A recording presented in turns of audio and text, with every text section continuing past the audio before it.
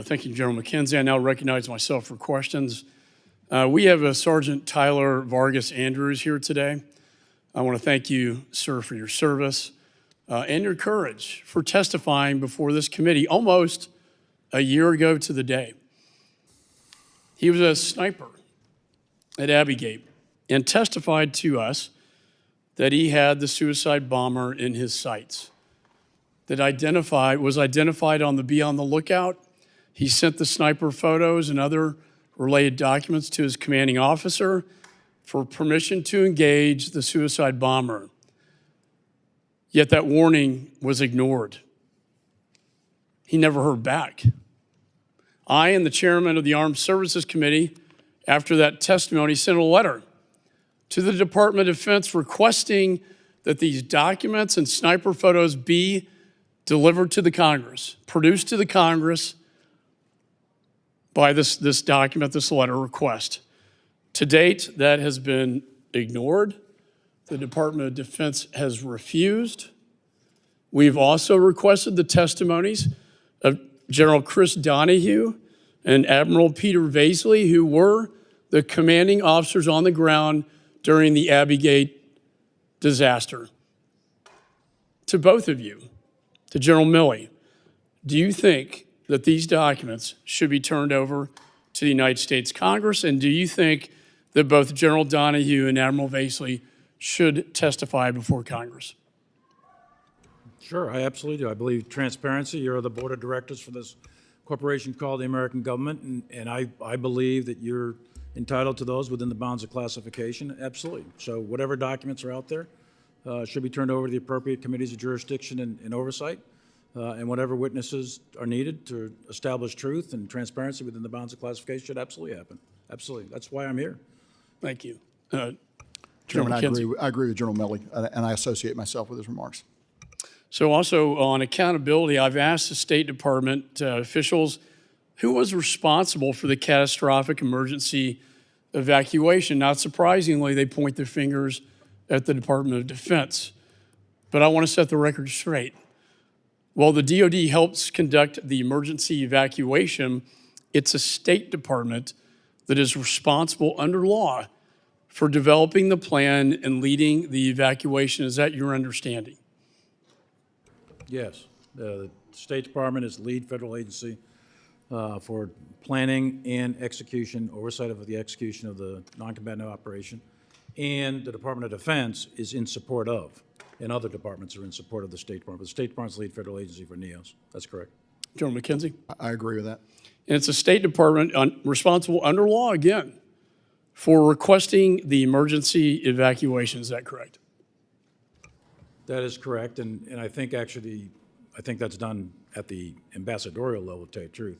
I'd have to check the law, but I think the ambassador can make the decision to execute a NEO, but typically it'll be him or the Secretary of State.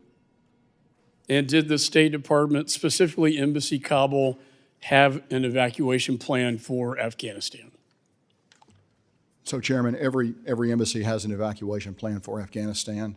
And Embassy Kabul had a plan, had what we would call an F-77 list, which is the list of U.S. Citizens and their families that are in the country.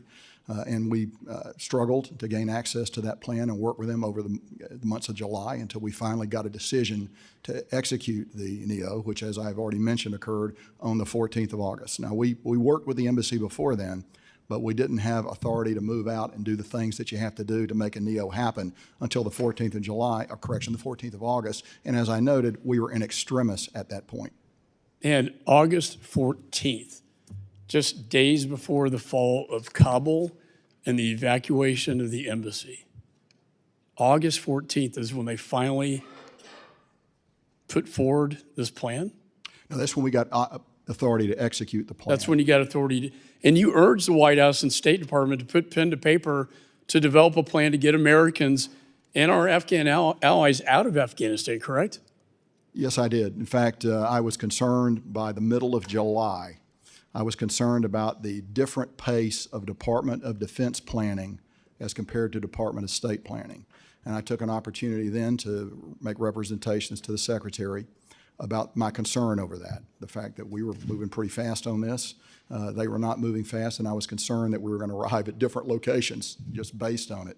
And I went to the Secretary. We spent some time talking about that, and actually followed up with a written idea on some things that we could do. Sent a letter with 10 recommendations to the Secretary of Defense on that. And is that your recollection, General Milley? Absolutely. Without breaching things like executive privilege, et cetera, my assessments at the time, and Frank McKenzie submitted assessments, Scott Miller submitted assessments, the general consensus of the military, up through and including the Secretary of Defense, was that the embassy should be coming out, roughly speaking, at the same time we should be coming out. And then after the decisions were made to keep a diplomatic presence there, as the situation deteriorated through the summer and the fall of the provincial capitals, et cetera, we were clearly pressing for early calls to execute a NEO. And they did eventually develop a plan? Well, go ahead on the planning. So they had a plan. Like I said, it's a requirement to have the plan, but it's one thing to have the plan. It's a second thing to do the actual coordination on the plan, to talk about the specifics of execution.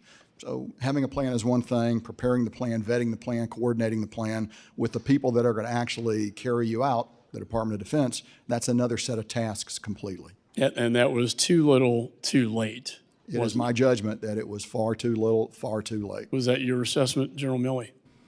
It was, and I would broaden it a little bit by saying it was a pretty consistent assessment by me and other members of the uniformed military, up to and including the Secretary, that the withdrawal of the military forces and the contractors and the NATO forces that went with it would ultimately lead, as I said in my opening statement, to a general collapse of the ANSF and the government. And as I mentioned, the tension was, when would those conditions be made? It was also our assessment at the time that keeping an embassy open in a war zone, which Afghanistan was, and to do that without the presence of the U.S. military and the contractors, NATO, et cetera, that embassy would be untenable. And that was your advice to the State Department and the White House?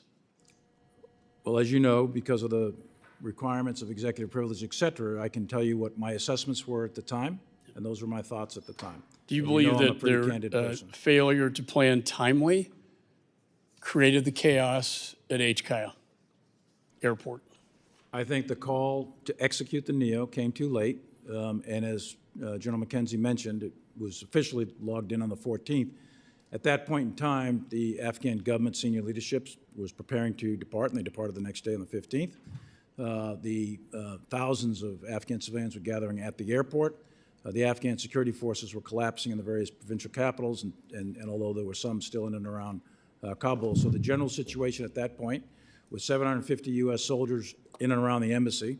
The Turkish troops were required, along with some ANSF, to protect HKIA.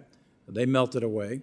So you had a situation with the U.S. Embassy and 750 troops when that NEO was called, and now we had leaned forward. So I think it's the 9th, 10th, or 11th time frame. We had already put forces on alert, et cetera. But in essence, we alerted, Marshal deployed 82nd Airborne Division, Division Ready Brigade, and the MU out of Saudi that was underneath General McKenzie's control. They rapidly deployed along with Special Forces to take control of that airport.